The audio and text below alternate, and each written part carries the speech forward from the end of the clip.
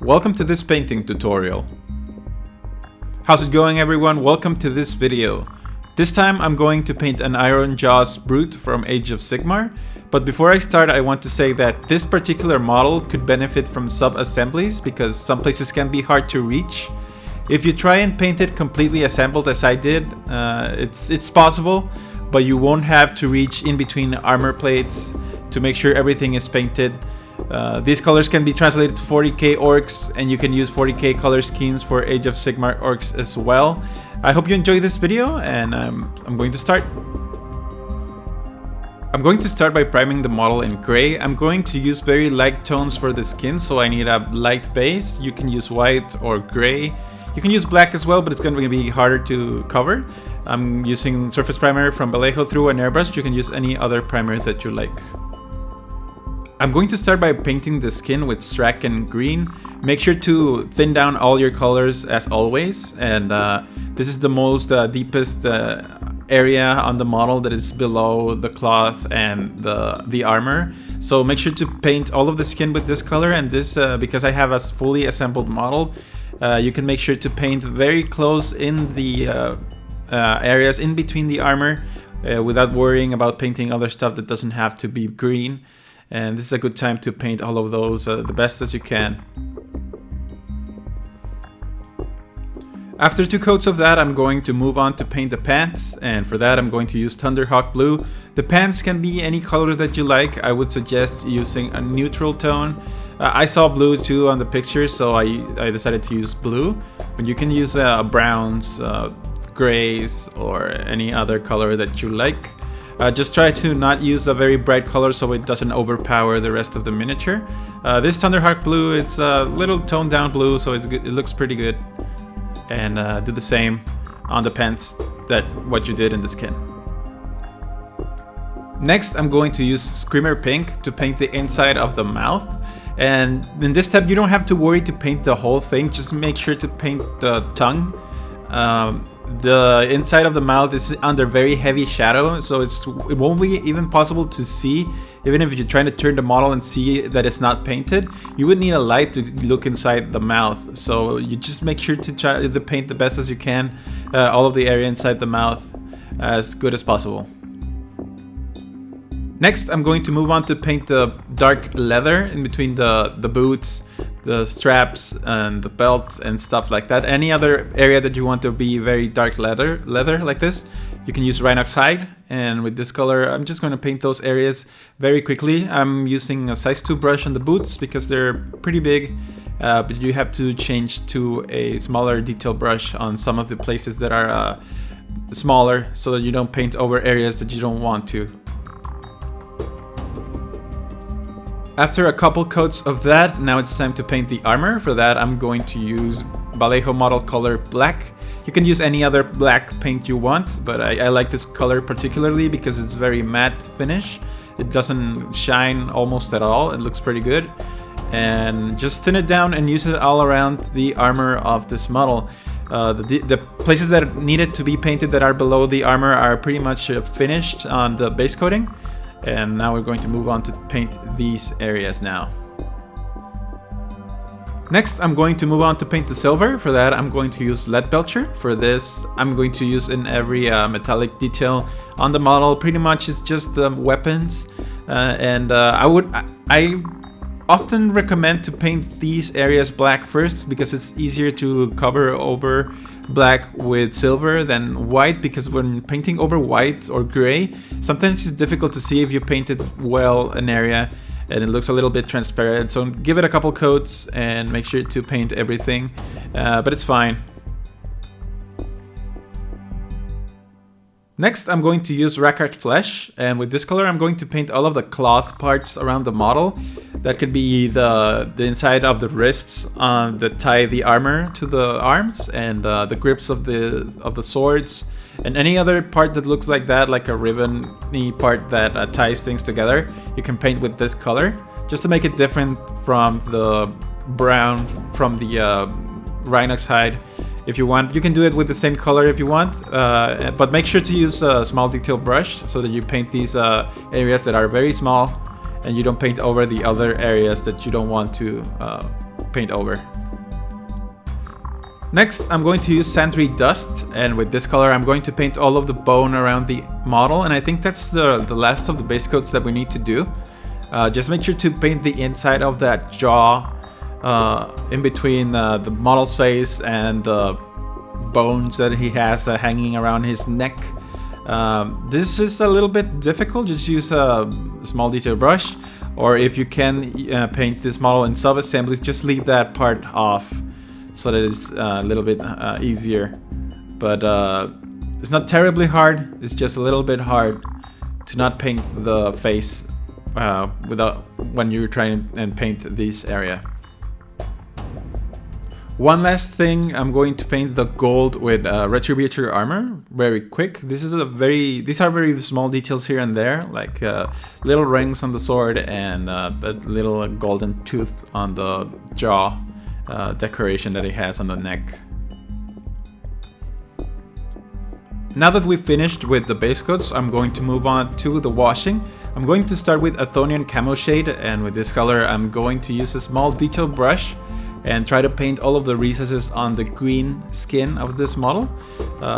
You can use a couple coats just to make it a little darker in some areas, but try to make sure and just get the recesses and not paint the whole thing, because you're going to need to come back and clean it up if you don't do a great job, and that's fine. You can cover the whole thing and then come back and clean up with Straken green, that I'm going to do anyway, but just it's gonna be a lot less work if you do it correct. Just try to get into all of these little recesses with this color with a fine detail brush, and that's it. Next, I'm going to use Agrax Earthshade, and with this color I'm going to shade everything else. The silver, the Rakarth flesh, the pants, and the brown. Everything else is going to be shaded with this color, and I'm going to use a little bigger brush just to make sure to cover all of those details. Don't let it pull too much, just make sure that it goes onto the recesses and shade these areas well, and that's it. Once that's done, you can leave it like this. This is a very good tabletop standard model. But as you know me, I'm going to highlight every part of this model to make it look more like an heavy metal model. And I'm going to start with Straken green again and clean up those places that I maybe went too heavy with the wash on the skin. Just try to pick those up again and clean those up so that the open areas look clean and the recesses look shaded. Next, I'm going to highlight the skin using Nurgling green, and with this color and a fine detail brush, I'm just going to pick the sharpest edges of the skin, and that's going to be pretty much it. I'm not going to highlight it any further. Just make sure to use the thin edge highlights on all of these areas in between the muscles, where the muscle separates from the shadow to the light part. You can just make a little line on the very edge of the muscle, and that's going to bring it up a lot. And all of the fine small details on the face, just try to not paint on those recesses, and that's it. Next, I'm going to use Pink Horror, and with this color I'm just going to edge highlight the very tip of the tongue just to make it stand out a little bit more. It didn't need any washes or anything because it's very hard to see anyway, but if you pick up the very tip of the tongue with this color, it's going to look pretty good. Next, I decided to go for the brown, and for that I'm going to start with Mournfang brown, and this is going to be another edge highlight, just trying to pick the sharpest edges of these areas, all of the edges of the belts and the boots and everything like that. Just try to do as best as possible to do a thin line. It doesn't have to be super thin because we're going to go ahead and use another edge highlight after this that is going to be a lot thinner than this, and it's going to make it pop a lot more. Once it's done, I'm going to use Deathclaw brown. This is a very nice brown color, and this is going to make it pop a lot more. I'm going to use it on the very sharpest edges of this and trying to make a smaller, even thinner line on certain parts where the light catches on the model. So just try to do your best and do a thinner line inside of the thicker lines that you did on the last step. and only on the sharpest, more brightest parts of these edge highlights, so it won't take as long as the last step. Next, I'm going to repaint the pants with Thunderhawk blue. You could leave it like that if you want them to look a little bit more dirty, worn out cloth. But I'm going to clean it up just to make it look a little bit cleaner. And this is just painting over the open areas and leaving the recesses on the previous color. And also you can leave the places on the bottom in deep shadow, just leave them alone. Just try to paint places that are catching light. Next, I'm going to highlight the pants, and for that I'm going to use Russ Gray. This is a very easy edge highlight as well as the other steps. Just try to catch those raised areas and those very sharp edges very quickly. Now comes the fun part. I'm going to highlight all of the black parts, and for that I'm going to use Eshin Gray. And this is going to be another edge highlight on all of the edges and the sharpest edges of the black.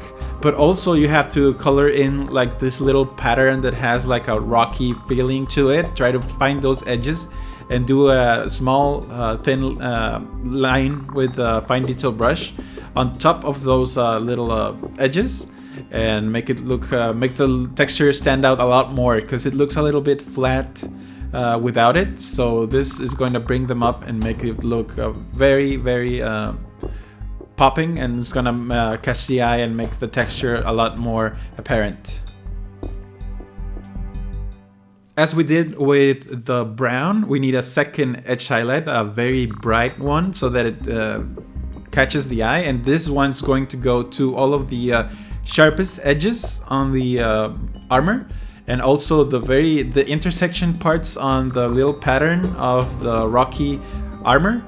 It's going to get a little bit of an edge highlight with this, and try to do even smaller lines that the previous highlight that we did before, just as we did with the brown, and also try to catch all those very fine lines, and try to put a little line in between those lines to make it pop.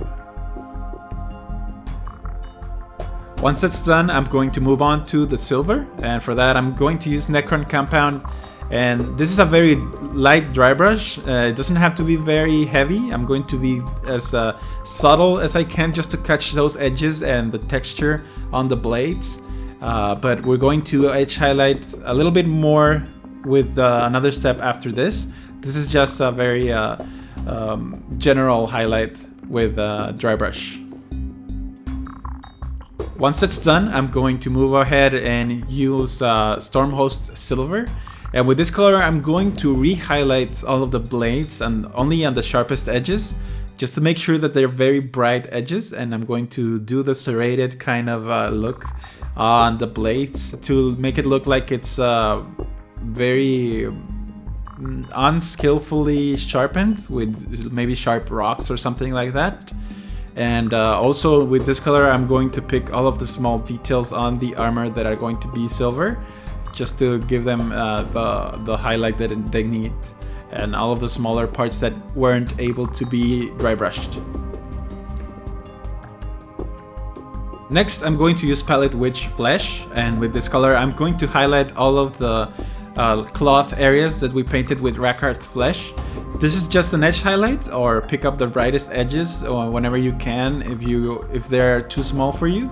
But make sure to thin down this color well, because it can get very tacky very fast. So it's a little bit hard to paint with lighter colors, because they get difficult to paint if you don't thin them, and if you thin them too much, they run all over the place. Just thin them a little bit, just so that it flows well, and try to pick up all of those edges.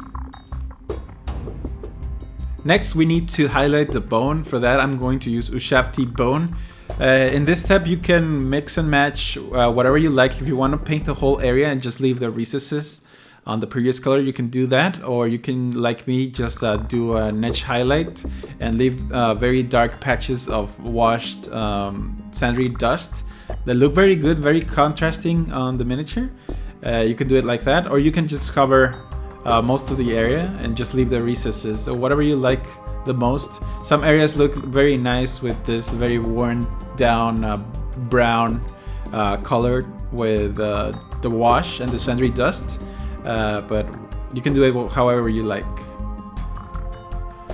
And next I'm using Screaming Skull, and with this color I'm going to paint over the bone areas again, just in the sharpest edges and the very tips of the claws and the teeth and all of that. Just try to pick those sharpest edges and make them pop a little bit more with this color. Next I'm going to highlight the gold, and with this I'm going to use Glorious Gold from Game Color from Vallejo, and I'm going to just pick those higher points of the gold parts with this color, and that's it.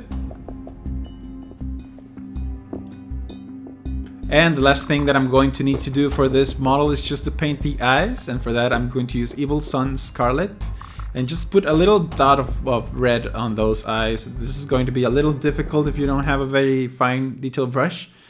Just do your best, and if you paint over other areas you can come back and paint with Straken green and a little bit of maybe black on the very edges of the eye if you paint them. Just do your best. And this is the finished model. I have to say I had a lot of fun painting this model, especially I like this skin. It's a different way of painting Orruk's skin for me, but this is the way they look on the Age of Sigmar universe. On the box art they look a very bright green, very bright muted green, and I think these colors are the way to go to get that look, and I'm pretty happy with the way it turned out. Also, I think these models can be a very nice addition to even a 40k army, just making small little conversions. They look pretty good, so I like them a lot. So thank you very much for watching. I hope you enjoyed this video, and if you like it, please like, comment and subscribe to the channel to see more. And also that helps my channel a lot to keep growing and for me to keep doing more content. So thank you very much to all of you that support my channel. If you have any questions or suggestions for other videos, please let me know on the comments below, and I'll see you on the next video.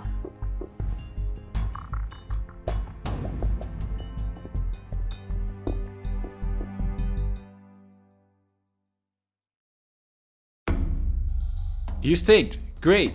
Thank you very much for supporting my channel, and if you would like to become a patron, there is a link to my Patreon page in the description below. Your contributions help pay for my work and keeps the channel going. A single $1 a month is more than enough, and you can cancel at any time. If you can't, don't worry, you can support my channel by simply watching my videos and sharing them with your friends. Thank you for watching, have a great day, and I'll see you on the next one.